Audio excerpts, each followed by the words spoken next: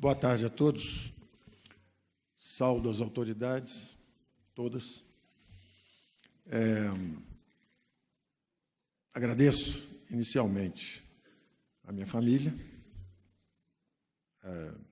e ao presidente pela honra de me ter indicado para o cargo. Esse agradecimento vem após um longo período de convivência em que eu sou testemunha do imenso patriotismo, determinação, sinceridade e integridade do nosso novo presidente. É uma honra trabalhar sob essa inspiração de dedicação e senso de missão. Agradeço a todos que participaram também da transição, a minha equipe que está chegando agora, foram todos 100%. E minha primeira observação é que isso vai ser uma construção conjunta. Não existe o superministro, não existe alguém que vai consertar os problemas do Brasil sozinho. Isso é uma construção onde os três poderes terão que se envolver. A imprensa, que é o quarto poder, tem um papel fundamental no esclarecimento das questões que estão à frente. E eu acho que não há motivo nenhum para dúvidas, angústias, incertezas a respeito de que será o futuro, porque nós temos uma democracia resiliente e que está sendo testada há 30 anos, com eleições a cada 2 anos, impeachment à esquerda, impeachment à direita, a independência do Poder Legislativo. Quando o Poder Legislativo declarou sua independência fazendo esses 2 impeachments, o Executivo cometeu um equívoco sério, institucional, tentou comprar a influência parlamentar, despertou o Judiciário, que prendeu os 2, prendeu quem comprou e quem vendeu. Então, nós não temos razão nenhuma para ter dúvida a respeito da robustez, da solidez desse processo de aperfeiçoamento institucional que nós estamos atravessando. A única coisa que houve foi uma mudança de eixo.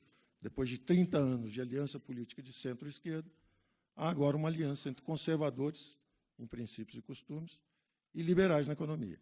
É uma centro-direita. E a nossa democracia estava capenga sem isso. É importante que haja isso. E é esse o grupo que está com essa visão para os próximos anos. O diagnóstico é muito simples, foi elaborado aqui, eu quero enfatizar, porque é importante, o teto de gastos foi fundamental exatamente por isso, porque a dimensão fiscal foi sempre o calcanhar de Aquiles de todas as nossas tentativas de estabilização. O descontrole sobre a expansão de gastos públicos é o mal maior. Esse descontrole sobre a expansão de gastos públicos, nós já enfrentamos sob diversas variantes. No governo Geisel, nos endividamos excessivamente em dólares para financiar a substituição de importações, programas de expansão desenvolvimentistas, e criamos uma sequência de crises cambiais. O Brasil se tornou vulnerável a crises cambiais. As digitais estão aí até hoje. Precisamos de 400 bilhões de dólares para acreditarem que nós vamos nos comportar bem. O governo Figueiredo, logo depois, conta em aberto no orçamento monetário, crédito fácil ia resolver o problema da nação, em meio ao choque do petróleo, fomos para a inflação crônica. Combatemos sintomas durante o início da redemocratização. Primeiro, congelamos preços, que era apenas um sintoma, aceleração de preços era um sintoma do fenômeno inflacionário. Depois, congelamos ativos financeiros. Tivemos 2 surtos hiperinflacionários. De novo, o excesso de gastos em relação à capacidade de arrecadação da economia brasileira. Então, é o mesmo fantasma que aparece em diversas variantes. E sempre o descontrole de gastos, que era em torno de 18% do PIB há 4 décadas, e subiu monotonicamente, sem interrupção. É uma expansão contínua de gastos públicos em relação ao PIB, ininterrupta, por 4 décadas. E nós experimentamos todas as disfunções financeiras como consequência desse processo. Hiperinflação, moratória externa, crises cambiais recorrentes. E, finalmente, agora nós estamos respirando aparentemente à sombra de uma tranquilidade, mas é uma falsa tranquilidade, porque é uma tranquilidade à sombra da estagnação econômica. Porque esse descontrole de gastos nos levou a estabilizar a inflação de que forma? Subindo impostos, juros altos o tempo inteiro, câmbio sobrevalorizado e, finalmente, o endividamento em bola de neve, que é o pesadelo. Então, há uma hora em que tem que ser enfrentado o fenômeno. E a hora é agora. Porque entra um grupo que acredita que o mecanismo de inclusão social, a maior engrenagem descoberta pela humanidade para garantir a inclusão social, são as economias de mercado. 3,7 bilhões de eurasianos estão fugindo da miséria através dos mercados globais.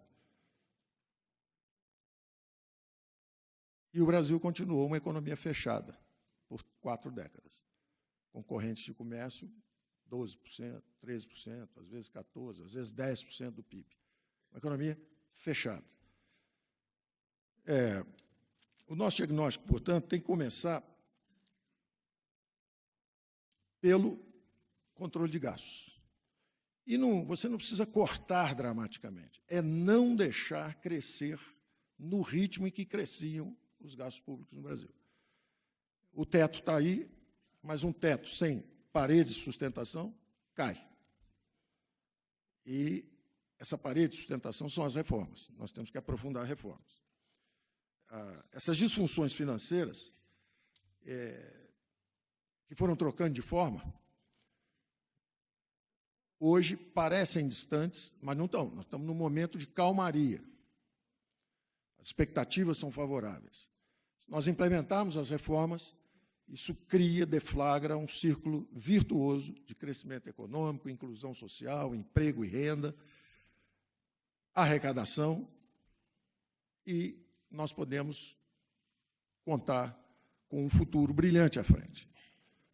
O Brasil foi a economia de maior ritmo de crescimento por 3/4 do século passado, e depois perdeu potência. E perdeu potência pela insistência no modelo de economia de comando central, em vez de uma economia de mercado.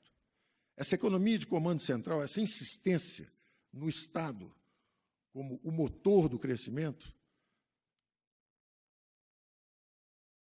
produziu essa expansão de gastos públicos como percentagem do PIB, corrompendo a política e estagnando a economia. São 2 filhos bastardos do mesmo fenômeno. O Brasil foi corrompido pelo excesso de gastos. E o Brasil parou de crescer pelo excesso de gastos.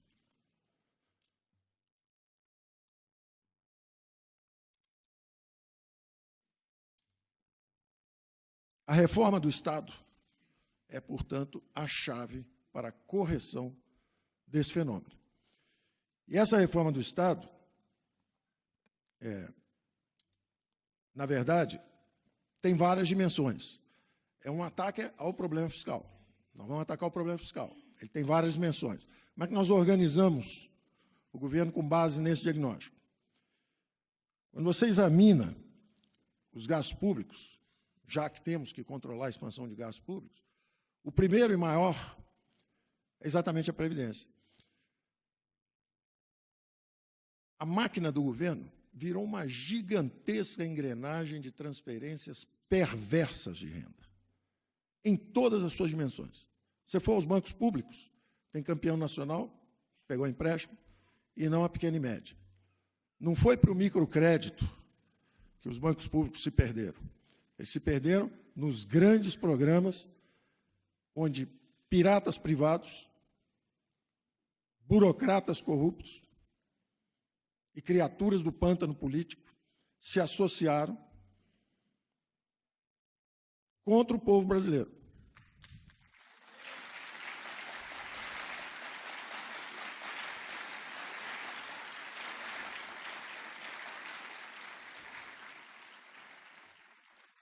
O Estado gasta muito e gasta mal quando você examina os gastos.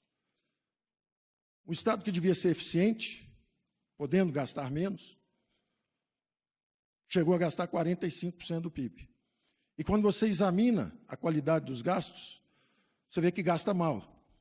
Gasta um plano Marshall por ano com transferência de renda para rentistas.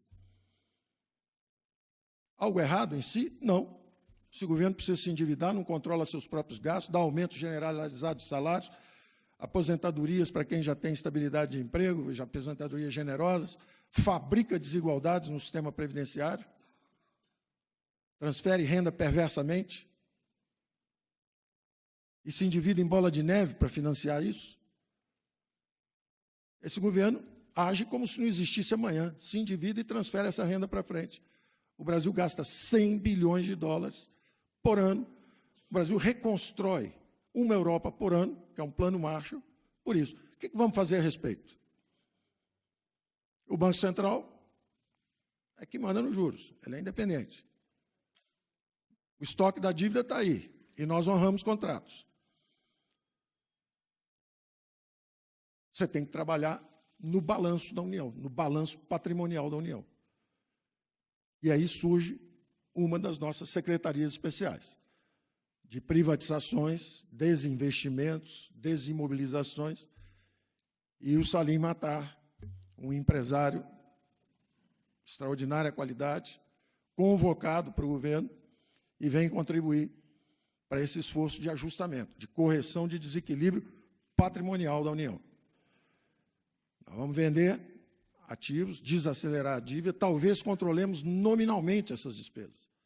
Se a gente conseguir 2, 3, 4 anos acelerando privatizações, travar esses gastos, eles se dissolvem, porque a economia vai crescer 3, 3,5%. Com mais 3,5%, 4% de inflação, o bolo cresce. Se essas despesas nominalmente são mantidas estáveis 2, 3 anos, isso deixa de ser essa asfixia de recursos para a saúde, para a educação, para a cidadania. E o Brasil deixará de ser o paraíso do rentista e o inferno dos empreendedores. Da mesma forma, a Previdência. Eu estava até dizendo que o primeiro e maior de todos os gastos é com a Previdência, que é atualmente uma fábrica de desigualdades.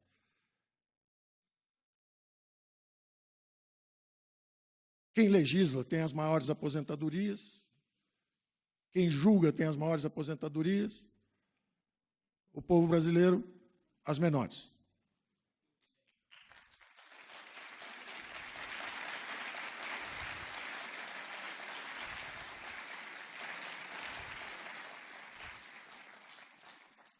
Nós vamos ter que fazer uma reforma da Previdência. Quem faz? Nós.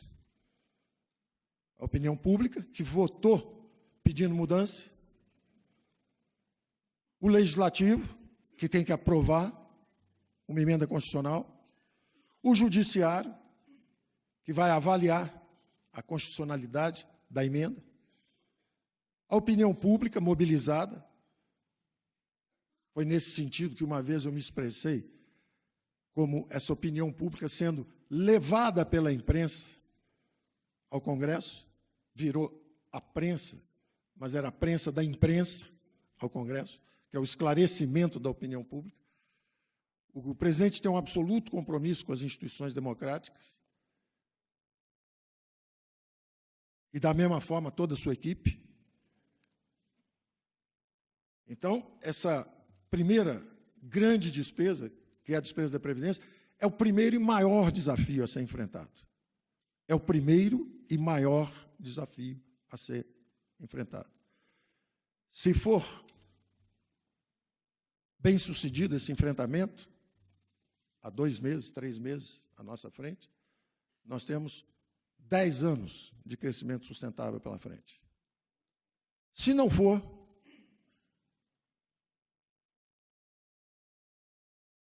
temos sugestões também.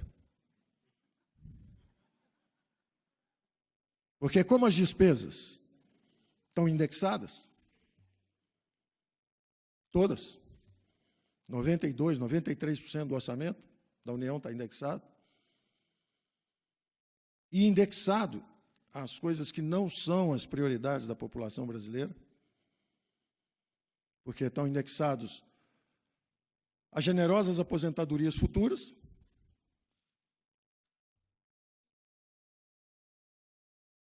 onde a máquina pública tem uma fatia expressiva. Aos excelentes salários, bem acima também do restante da população, onde a máquina pública tem uma fatia expressiva.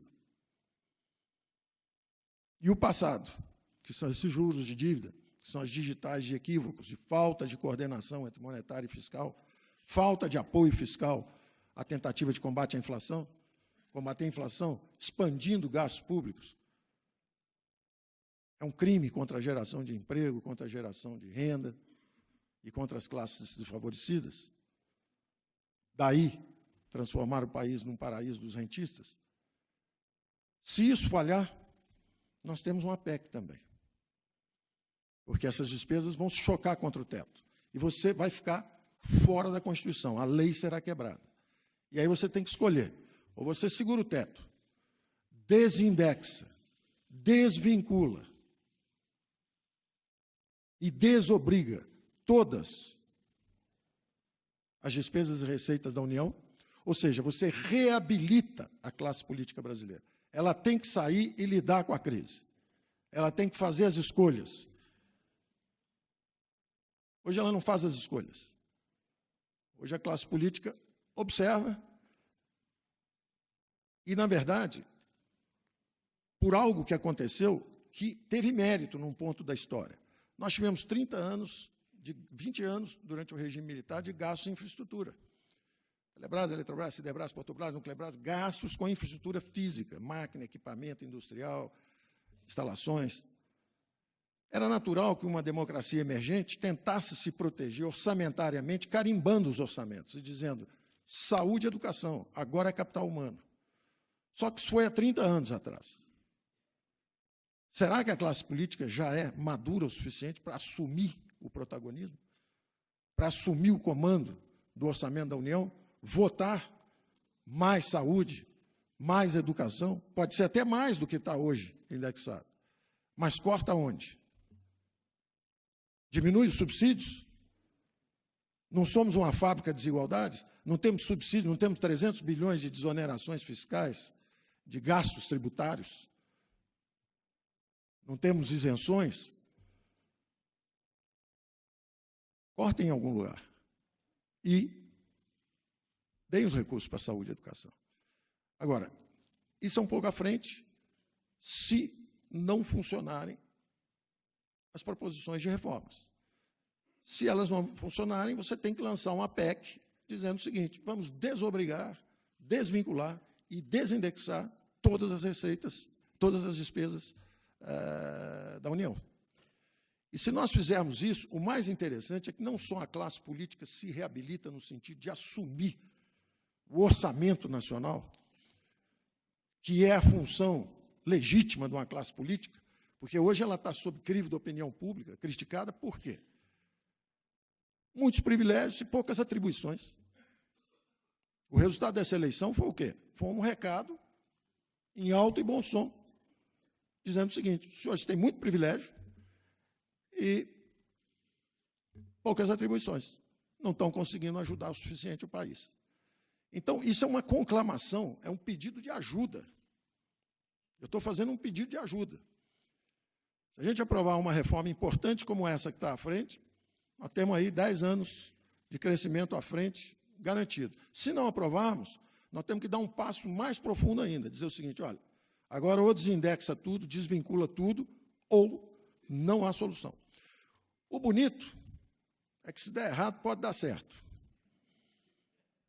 Porque, se der errado a aprovação da reforma da Previdência, que é a mais importante de todas, que nos dará esse horizonte fiscal, é bastante provável que a classe política dê um passo à frente e realmente assuma o comando sobre o orçamento.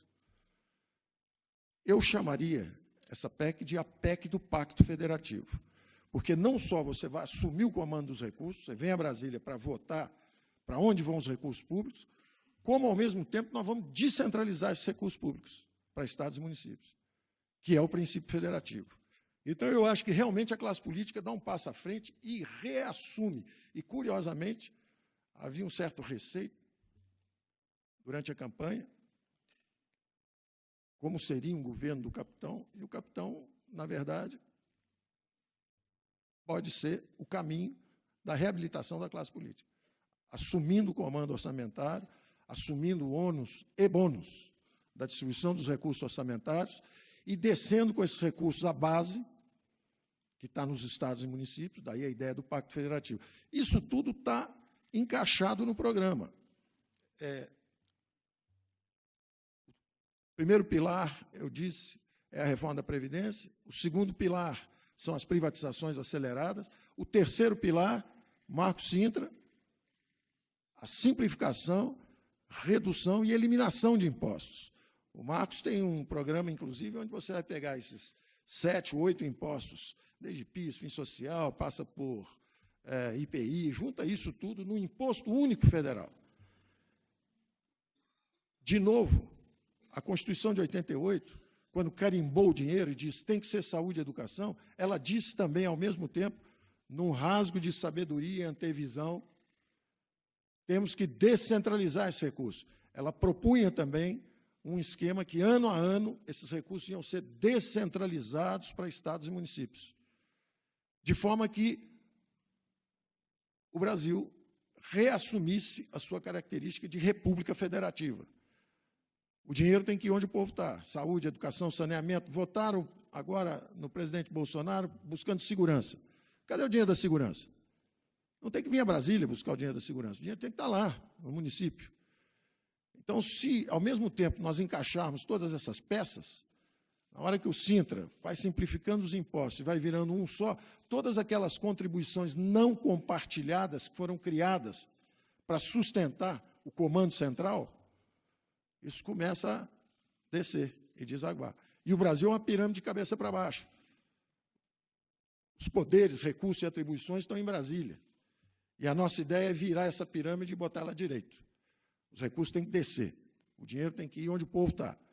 E o Pacto Federativo é esse. Os novos governadores, a troca não é mais de tomar lá da cá. O presidente mostrou isso agora, quando fez a sua equipe. E eu acho que a classe política entende isso. 50% do Congresso foi renovado. E não adianta eu sair falando medida 1, medida 2, medida 3. Tem uma enxurrada de medidas que vem por aí, não vai faltar notícia. Os primeiros 30 dias são infraconstitucionais, é o Congresso antigo ainda. Tudo que for infraconstitucional vai passando, nós vamos empurrando. Quando chegar o Congresso, será saudado, o novo Congresso será saudado com uma reforma mais profunda, e essa que é a chave crítica que nós consideramos que é a reforma da Previdência.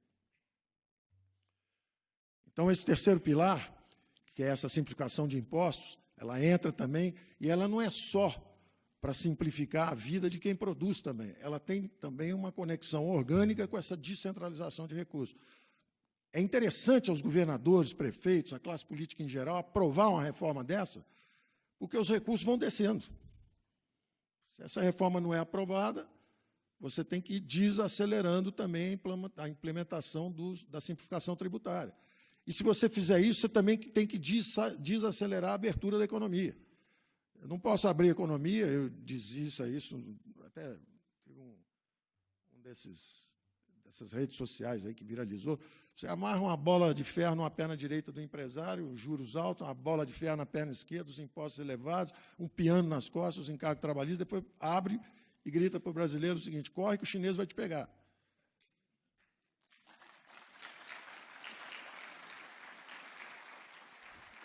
Não é razoável. Não é razoável. Então, nós queremos implementar isso numa velocidade que seja sincronizada.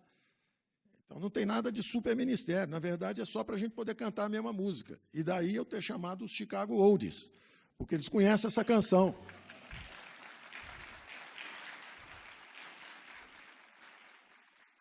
E eu estou fazendo uma mistura também do Preserva o Cor e Inove.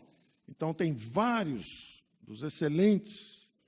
Tem um capital humano extraordinário em Brasília, gente muito boa, da melhor qualidade. Eu tenho interagido com gente da melhor qualidade, em todos os 3 poderes.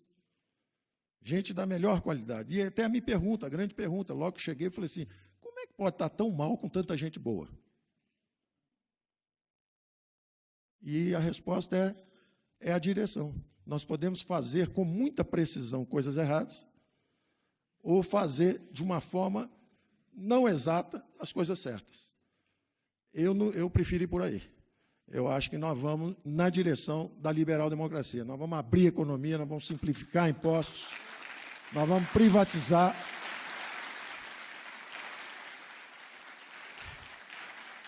Nós vamos descentralizar os recursos para estados e municípios e nós vamos apoiar a área social, porque os Chicago Olds nunca tiveram só essa face da estabilização, do regime fiscal e monetário, câmbio flexível, Banco Central independente. Eles sempre tiveram a outra face também do capital humano. A importância de investimento em saúde e educação, o voucher educação, o foco de 0 a 9 anos, é aí que o cidadão é formado ou se perde, é o ser humano que é formado de 0 a 9 anos. Então, essa ênfase, de um lado, dos conservadores na família, na importância de uma educação adequada, etc., do lado dos liberais, a ideia de investimento maciço em capital humano é transformadora, é libertadora. Eu estou aqui com o meu também, a Fife, que em 89 foi candidato a presidente por um partido liberal, com uma reforma liberal. Eu acho que eu era inconsequente o suficiente para fazer tudo em 6 meses. Hoje eu acho que vai levar um pouco mais de tempo. Mas era já o caminho da prosperidade. Interessantemente, também já tínhamos uma visão de que o eixo de crescimento do mundo podia se inclinar para a Ásia, onde está hoje. E eu acho que o presidente Bolsonaro, em todas as interações que eu tenho, tem sido muito contundente em dizer: Paulo, nós temos que fazer o que é melhor para o povo, nós vamos fazer, o povo vai nos apoiar, vamos fazer o que tem que ser feito. Afinal de contas, ele não enfrentou essa odisseia isolado, no início, politicamente isolado, contra o establishment, destemido, botou em risco a própria vida, sabia disso, disse algumas vezes isso. E enfrentou tudo isso para mudar, não é para ser reeleito. E reafirma, cada vez que estamos conversando, estou pensando no futuro e nas futuras gerações, e não nas próximas eleições. Vamos avançar no que tem que ser feito. Então, eu acho que, terminando, nós temos a reforma da Previdência, nós temos as privatizações, nós temos essa simplificação tributária, impostos, redução, na verdade é um programa de substituição de impostos, mas com o compromisso, olhando lá para frente, o ideal é que nós tivéssemos 20% do PIB como carga tributária, porque acima disso é o quinto dos infernos. O Tiradentes morreu por isso.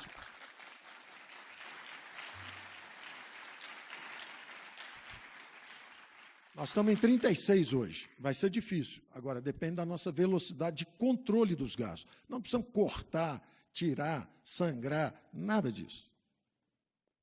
É não deixar se expandir no ritmo que estava se expandindo. Porque com um crescimento de 2 anos seguidos, mais a inflação aí está em torno de 4, 3,5, 4 também, o bolo cresce 15, 16, quase 18, pronto. Se a gente conseguir controlar isso nominalmente 2 anos, o trabalho está feito. Se não conseguimos e batemos no teto, lançamos a PEC, do Pacto Federativo. E aí é muito simples, basta o governo não fazer nada. Se não fizer nada, consertou. Porque o bolo cresceu quase 20%. Então, na dúvida, não perturbem, porque já está consertado. Nenhuma crise dura mais do que 1 ano e meio. Nenhuma crise, num orçamento dessa forma, dura mais do que 1 ano e meio. Porque 1 ano e meio o bolo todo cresceu 10%, 12%, 15%, acabou. Não tem mais nada para fazer, bastou ficar em dúvida. Ficou em dúvida 1 ano e meio? Porque, na dúvida, repete o orçamento do ano passado. Na dúvida, repete o orçamento do ano passado. Acabou a crise. Aí as pessoas tiram a dúvida. Espera aí, está faltando voucher saúde ali, voucher educação. Dá um pouquinho para eles. Tira de quem? Tira ali do subsídio, não sei o quê. Ótimo. Então, passa para lá, destravou. Se não destravar, fica mais 1 ano congelado. Melhorou, hein? Está gerando superávit fiscal já. Então, nós estamos indo para esse combate, com essa atitude, e determinados a sermos compreendidos Porque sem essa compreensão não vai dar certo. E a coisa mais fácil é se livrar de alguém que não está habituado a Brasília. É fácil dar um baile aqui na gente, a gente desanima e vai embora para casa. Vai ser difícil, mas no fundo é sempre fácil. Dizem que é o pior emprego do mundo, né? Então já tem uma certa prática em fazer esse tipo de sacrifício. Mas é alguém que tem resiliência e está disposto ao combate, porque é um bom combate para a melhoria do país. Do ponto de vista prático, eu acho que vale a pena esse investimento. Vocês me desculpem se está sendo um pouco extenso, mas eu acho que vale esse investimento na compreensão do fenômeno, para entenderem que a equipe foi montada de uma forma a travar esse bom combate e fazer essas reformas. É uma reforma do Estado. Ela envolve as várias dimensões. A dimensão fiscal, descentralizando recursos para estados e municípios, a dimensão administrativa, foi dito aí 390 diferentes cargos. É um absurdo isso. Evidentemente que tem que fazer uma reforma administrativa, e a turma do planejamento está em cima disso. Eu ouvi sons assim de corte de até 30% só nas redondezas onde eu frequento. Eu frequento ali fazenda, planejamento e tal, já me disseram que é 30% de corte. De gente, DAS, recursos, tudo isso. Então, o pau está comendo lá. Esse é um exemplo. Nós não vamos tirar dinheiro da ministra dos Direitos Humanos, coitadinho. O orçamento dela era menos de 1 bilhão. Ali a gente pode até dobrar. Mas quem tiver com muito recurso, tiver com boi na sombra, nós vamos buscar. Subsídio de empresa. Já falei, já tem, eu não quero enfatizar, bater no mesmo ponto, não, mas tem gente que até tentou impedir a fusão dos ministérios, depois tentaram criar o Ministério da Produção, tudo para manter o boi na sombra, mas nós vamos buscar o boi na sombra. A pergunta que o presidente faz é a seguinte: nos últimos 30, 40 anos, todo mundo está perguntando o que o Brasil pode fazer por mim, o que o Brasil pode fazer pelo grupo corporativo A, o que o Brasil pode fazer. A pergunta do presidente é o seguinte: o que nós podemos fazer pelo Brasil?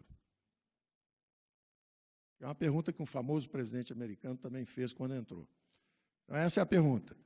Então, não adianta tentar preservar um feudo onde tiver recurso público usado para comprar influência parlamentar, usado para gastos publicitários. Você vê, você abre o jornal todo dia, você começa a ver. O sujeito mesmo pinta de vermelho e aparece lá todo dia, fazendo a propaganda dele. Vamos buscar esse excesso de gastos. Onde tiver publicidade, compra de influência parlamentar, exagerada, nós vamos buscar esse dinheiro. Porque está faltando para a saúde, para a educação, está faltando para a Bolsa Família.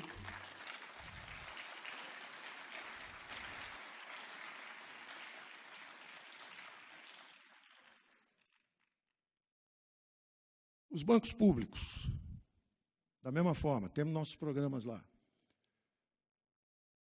Nós vamos descobrir valores lá dentro. Tem valores excepcionais. E a minha equipe, o Pedro Guimarães, Rubem Novaes, eu vou falar do Castelo Branco, mas ele está sob outra gestão, do Bento Albuquerque, que é um excelente ministro também de Minas e Energia, mas é uma turma que está preparada, o Levi, para o BNDE, é uma turma que está preparada para buscar esses recursos, trabalhar assim. Do BNDE, por exemplo, nós queremos o dinheiro da União de volta. Nós queremos despedalar. Queremos os 500 e poucos bilhões que foram dados. 300 já voltaram, só faltam 200.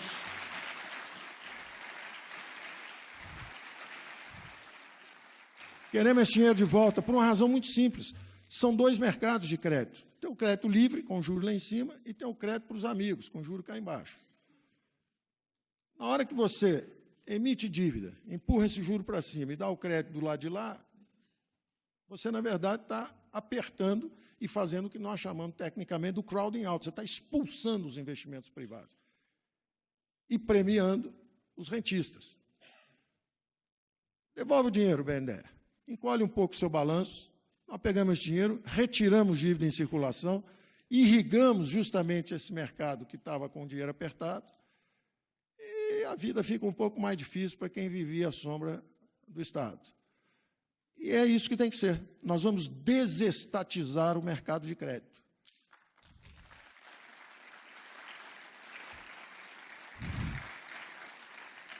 Se houver crédito, que seja para o microcrédito, que seja. E mesmo assim, será que precisa do banco público para isso? Ou será que a forma tecnicamente correta é você fazer o orçamento da União, colocar o subsídio lá, aumentar a competição bancária brutalmente, porque nós temos tudo seis, nós temos 6 grandes empreiteiras, 6 grandes bancos, 6 grandes... Tudo aqui no Brasil é meia dúzia. Meia dúzia, 3 ou 4, que comandam os orçamentos públicos. A eleição do Bolsonaro está dizendo o seguinte, agora é o contrário. Esse dinheiro não é lá para cima, esse dinheiro é lá para baixo. Então, isso envolve também os mercados de crédito. Os nossos movimentos têm que ser entendidos à luz dessa percepção. O BNE encolhe isso, ele é menos importante? Não, ele é muito mais importante, qualitativamente. O negócio dele não é fazer o samba do crioulo doido. Não é dar dinheiro para construir, eu não vou nem falar, porque são repetitivas, né? E vocês sabem também que todos esses problemas, seja o mensalão, o petrolão, eles acontecem em locais públicos, né? Eles acontecem em empresas públicas, né? Então, e esse é um questionamento também da população brasileira para esse excelente grupo que eu encontrei em Brasília, que é o seguinte: lá embaixo estão perguntando onde estávamos enquanto o Brasil era saqueado. Onde estávamos? Somos bons. Cedemos? Nos perdemos? A teoria econômica diz que sim. O poder absoluto corrompe absolutamente. Quanto maior o grau de intervenção na economia, menor a taxa de crescimento, maior o grau de corrupção. Quanto mais fechada a economia, maior a venda de favores. Quanto mais impostos, mais subsídios e mais favores oficiais. E se os impostos forem altos, você vai ter, ao mesmo tempo, fenômenos extraordinários, que é o seguinte: desonerações, 300 bi. Esses são os que conseguem, tem lobby. Contencioso, quase 1 tri. Esses são os coitados, não conseguiram nada. Ora, se tem quase 1 trilhão de contencioso e 300 bi de desoneração, quem sabe se o imposto fosse mais baixo, tinha menos dos dois. Inclusive, acabava o refis, que é outra prioridade do nosso Marco Sintra. Se os impostos forem mais baixos, todo mundo paga, não tem refis, vai acabar refis. Então, nós vamos transformar em várias dimensões. Todos eles e cada um deles, desse grupo nosso, quer anunciar 10, 15 medidas. E a gente está falando, não, espera aí, primeiro tem que tomar posse. Depois tem o seguinte, tem as medidas infraconstitucionais, tem que vir soltando devagar. Isso é um crescendo. Nesses próximos 30 dias, nós vamos estar soltando coisas simplificadoras, simples. Ideia que o presidente deu outro dia, que todo mundo olhou com a simplicidade e a intuição extraordinária política dele. Ele falou, vem cá, por que compra uma carteira de motorista e depois tem que renovar a cada 5 anos? Será que não dá para ser 10 anos? Será que não pode ser um pouco mais? Mas aí como é que fica para carregar o funcionalismo? Se a gente digitalizar tudo, se existir a identidade digital para tudo, será que nós não vamos derrubar as fraudes? Por exemplo, vem uma infraconstitucional aí nos próximos, eu diria que talvez até, olhando assim para o Rogério Marinho, eu vou supor que, de repente, em uma semana ele está anunciando novidades sobre isso. É uma infraconstitucionalzinha, só que é contra fraude e privilégio. É infraconstitucional, ele não precisa de muita coisa. Pode lançar um negócio desse tipo. E pode ser interessante, pode ser entre 17 bi, até uns 30, mais ou menos, por ano, só na base de identificando fraude. Agora, imagina se existisse a identidade digital para tudo, para a Bolsa Família, para a Bolsa Voucher Educação, creche, tudo, todos os programas sociais nossos. São bilhões e bilhões de recursos que nós podemos redirecionar. Então, dentro do planejamento, estão analisando também o governo digital, a digitalização total, é o GovTech. Estão mergulhando nisso. Quanto tempo leva, não sei, mas vamos mergulhar nisso. Foi dado o exemplo aqui do Ease of Doing Business, como fazer negócio, como melhorar o ambiente de negócio. Essa é uma das métricas pela qual vai ser avaliado o nosso ministro do Planejamento, Paulo Webel. Se a gente entrar agora com o 100º, 20º lugar, como nós estamos, como facilidade de fazer negócio, e daqui a uns 2 anos a gente tiver ainda entre os 100 primeiros, nós vamos ter que trocar. Porque se eu não trocar, o presidente deve me trocar. Tá certo? Então, é meta, tem que ter meta. O Salim tem meta. O Salim vai entrar, já vai anunciar logo, ó, vou fechar o trem-bala, vou fazer não sei o que lá, no primeiro ano vou vender tantas, no segundo ano vamos pensar. Todo mundo tem meta, todo mundo vai correr atrás. O Pedro sabe que lá na Caixa ele tem que ir para o microcrédito, ao mesmo tempo tem que tirar valor de lá de dentro, no sentido correto, tecnicamente, né? Ele teve a experiência, inclusive, de pegar o BB Seguridade, que chegou a valer mais que o próprio Banco do Brasil. Estava escondido, ele estava sentado em cima do barril do petróleo e não sabia. Então, nós vamos... É um time que vai jogar forte nesse ritmo, e nós achamos que, com 4 anos, vai dar para fazer um governo que, pelo menos, vai deixar o país numa direção interessante. O Banco Central, com o Roberto Campos, eu estou muito feliz de conseguir ter trazido. É um extraordinário central banker, independente do DNA, de ser o neto de um amigo nosso, o primeiro grande liberal brasileiro, que dizia que sempre foi traído por esse amor ao Brasil, sempre foi mal compreendido, mas era um homem que estava à frente do seu tempo quando dizia, olha, essa revolução digital...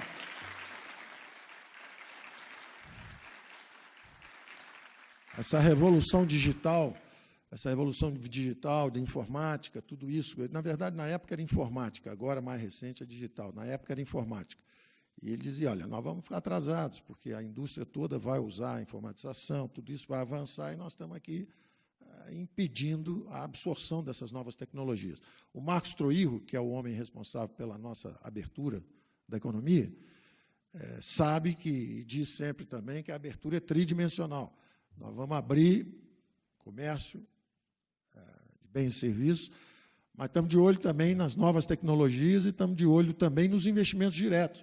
E aí a nossa parceria com o Ministério de Minas e Energia, Ministério de Infraestrutura, porque nós queremos as concessões, as privatizações, nós queremos o crowding-in, tem trilhões de dólares no mundo inteiro querendo participar do aumento de produtividade da economia brasileira, querendo entrar. E nós com uma dificuldade enorme em desregulamentar, uma enorme dificuldade em desregulamentar, em aceitar o capital de fora para acelerarmos o crescimento econômico. E principalmente nessa área, porque se o nosso governo está sendo transformado, se era um governo que fazia infraestrutura durante o governo militar, e ele vai ser transformado num governo, segundo o Pacto Federativo, esse é o algoritmo de transformação. Como é que transforma de um regime politicamente fechado, que investiu em infraestrutura, num regime politicamente aberto que descentraliza recursos para estados e municípios, e esse dinheiro, então, vai para a área social, para a saúde, para a educação, para a segurança. Como é que você faz essa transformação com esse pacto federativo? Tudo bem, nós vamos fazer isso politicamente. Na hora que isso começa a fazer, quem vai fazer o crowding-in? Como é que vai ser o financiamento? Evidentemente, os grandes grupos privados, que hoje preferem ser rentistas, mas têm uma base de capital importante, a nossa nova Previdência, que está marcado ali, tem um encontro marcado ali na frente também, porque nós temos um compromisso com as futuras gerações. Nós temos que libertar as futuras gerações desse regime trabalhista previdenciário que nós temos hoje.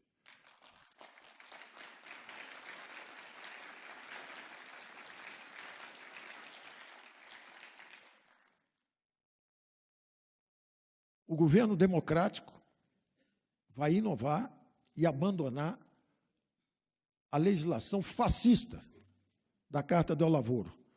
Então, nós vamos libertar gerações futuras, dando a opção para o jovem que queira a carteira verde e amarela, em vez de ele ser condenado a ser um dos 40 milhões de desempregados que tem hoje, eu vou dizer, fala-se muito aqui de 13 milhões de desempregados, 12 milhões de desempregados. Então, eu prefiro inverter, não vou dizer 40 milhões de desempregados, vou falar o seguinte, 40 milhões de pessoas que não contribuem com a Previdência. População economicamente ativa são 96 milhões de brasileiros. Curiosamente, tem 46 milhões e não tem carteira. Eles estão desempregados? Não, são autoempregados, são empresários. É um país de grandes empresários. Tem muita gente que é empresária. É um pessoal que não consegue ser absorvido na indústria, na economia formal. A produtividade é baixa, não tem capital nem tecnologia para ajudar. Então, evidentemente, se nós absorvermos essa mão de obra, ou pelo menos libertarmos os nossos filhos e netos da armadilha que nós fizemos para nós mesmos, com um sistema de repartição, que é um sistema que tem várias bombas a bordo, tem a bomba demográfica, que já chegou, né? O sistema já está em xeque, já está quebrando antes da população envelhecer. Tem a bomba da forma inadequada de financiamento, encargos trabalhistas que produzem esses 40 milhões de brasileiros que vão envelhecer, vão bater as portas da Previdência e não contribuem. Então, nós vamos ter que separar a assistência de Previdência. Tudo isso está sendo equacionado. Não é por mim, tem gente já trabalhando nisso há anos. Os melhores especialistas estão trabalhando há anos. O que nós estamos fazendo, nós não vamos reinventar a roda. Nós estamos fazendo é botar isso tudo junto e preparar isso para a submissão futura ao Congresso. Então, eu fico por aqui. Deixa eu ver se eu esqueci alguma coisa. Eu tinha aqui o meu grande discurso. Ambiente de negócio, gerações futuras, o mais Brasil, menos Brasília, uma abertura econômica, um lembrete de que todos os grandes fenômenos de crescimento econômico conduzidos por liberal-democratas foram muito bem-sucedidos. A reconstrução da Alemanha no pós-guerra, Ludwig Erhard, um liberal extraordinário, escreve o livro 8, 9 anos depois de ter governado a Alemanha, faz um milagre econômico, e depois reclama que os social-democratas não deixaram ele governar. Falou, olha, podíamos ter crescido muito mais se não fosse a social-democracia. O que mostra que é importante, tem que ter os dois lados. Então, quando o social-democrata fica muito tempo, o crescimento desaba. Se o liberal-democrata também ficar muito tempo, de repente faltou um gás lá na parte social. O Brasil merece ter essas duas vertentes da grande sociedade aberta operando e revezando. Agora, eu acho que é hora de otimizar o crescimento de novo, tornar o Estado eficiente e fraterno, porque hoje o Estado é ineficiente e transfere renda para privilégios. Está errado, gasta mal. Então, esse é o nosso norte. E para terminar, só porque eu tinha um negócio na última página, que eu não queria esquecer, mas já esqueci, que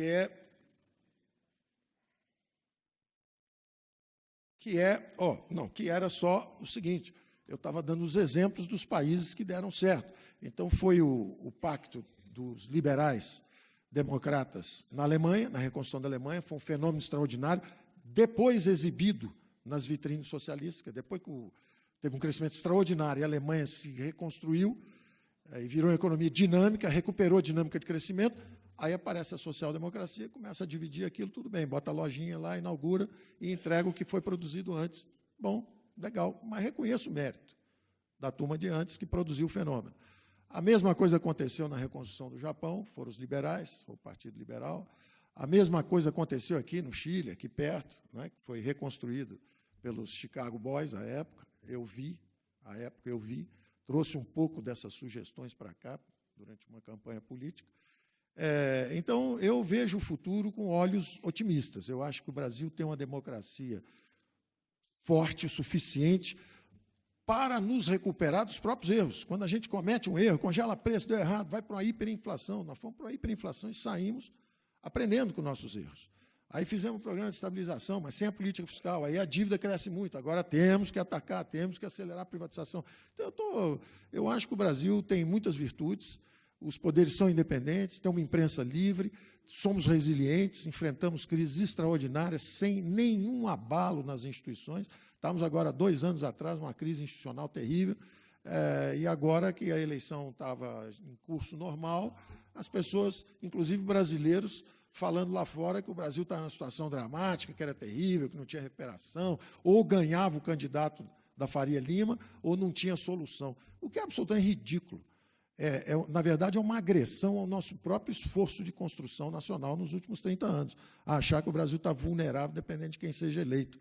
Não é? Nós somos um país de tradição já democrática consolidada, o presidente tem um compromisso com as instituições democráticas, e eu acho que nós temos toda a razão para olhar com alguma segurança para o futuro. Obrigado.